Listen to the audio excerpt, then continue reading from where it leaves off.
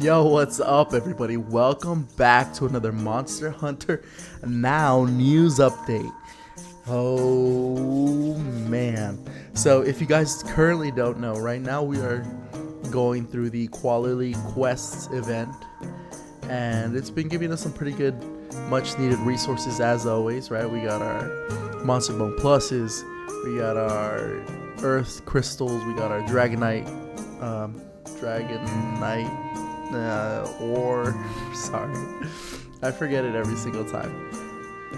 But with that being said, I'm going to read the patch notes, not the patch notes, the news notes that are expected to come later on this month. And that's the deviljho is on its way. It says, get your weapons ready with a Thunder Element quest. But before we get into that, be sure to leave a like, comment down below, and subscribe. I really appreciate the support. Thank you so much once again for stopping by. And let's get into it. Hunters. Reports indicate that Tobikadachi, the Titsi Yaku, and the Zinogre are showing up in increasing numbers. Could this mean that the deviljho are coming?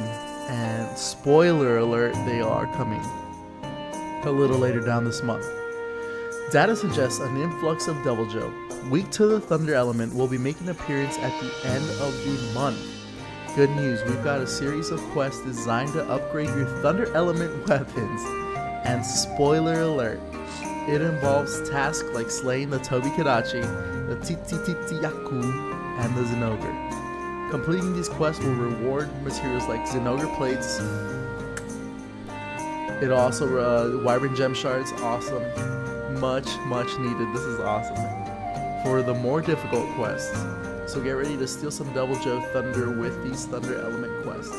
So, starting April 15th at 9 a.m.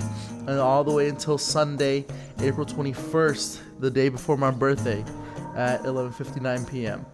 These 16 limited time quests include slaying large monsters like the Tobikadachi, the Yaku, and the Zinogre. Completing these quests will reward you with monster materials like the Wyvern gem shards and the Zinogre plates. Quest rewards: gatherable materials, Monster Bone Plus, and more, which I'm assuming would be like the Earth Crystals, things like that. Kind of just in general, kind of standard rewards. It seems like it's becoming. Monster materials, Wyvern gem shards, Zinogre plates, Thunderbugs, and more Zenny and season tier points. Cool. So, it says here, receiving 50% more rewards when you slay the Tobikadachi, the Yaku, and the Zinogre during the event period. The amount of materials in the first and second slots of basic rewards will be doubled. Alright. During the event period, you can find increased number of Tobikadachi in forest habitats and Yaku in swamp habitats, as well as guaranteed appearances of Zinogre at Hunathon points. Well, so with that being said, 16 limited time quests. We're hopefully getting some Monster Bone Pluses and everything else that we need to get to work on the high tier weapon grades, and then Wyvern gem shards. Awesome, dude, that's awesome. I'm so glad that they're doing this. Like, Wyvern gem shards are just becoming a standard in events, and it's something to look forward to. And if you haven't been able to take down 8 stars, or if you haven't even been able to acquire any Wyvern gem shards, this is a good way to build up. It's going to take time, unfortunately, but at least you'll be able to hopefully break that threshold of grade 7 and pop into grade 8, and hopefully help you out in your journey. And hopefully, with the help that we're getting, we'll be able to unlock more Wyvern gem shards for you in the future. So, also, receive 50% more rewards when you slay the Tobikadachi, Yaku, and Zinogre plates. And it says the amount of materials in the first and second slots of basic rewards will be doubled.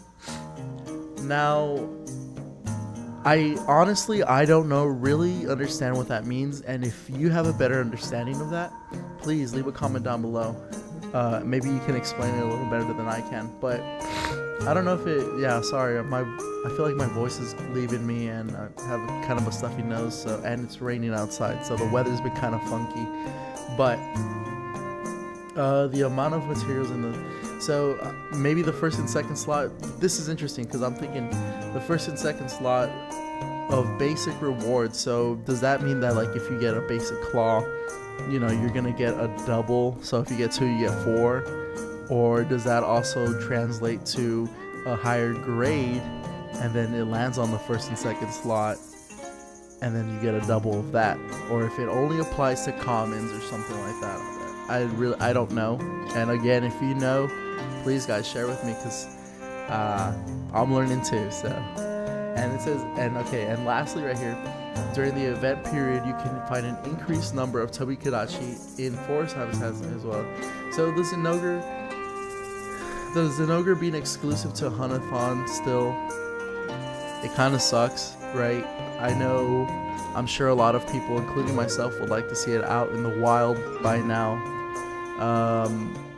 I, for one, am not like really upset about it, because we kind of don't have anything to replace it that's like a main focal point to Hanathons. Excuse me. And I think if I remember right, their last like update said that we would get like a new major Hanathon monster probably before summer starts, or in the next major update. Was, I believe, like the last time they mentioned that they were going to change something up. So with that being said, if the Zenogre happens to be released out in the wild by that time, that would be cool, I guess. You know, new king on the Hanathon, or queen, whatever, you know, new king, queen on the Hanathon highlight spot. And maybe the Zenogre just out in the wild now, or I guess if you can still find it. I don't know if they're gonna keep the Zenogre forever, and maybe only in certain, like a special event will the Zenogre be out in the wild in the future. Who knows? Now, additional information.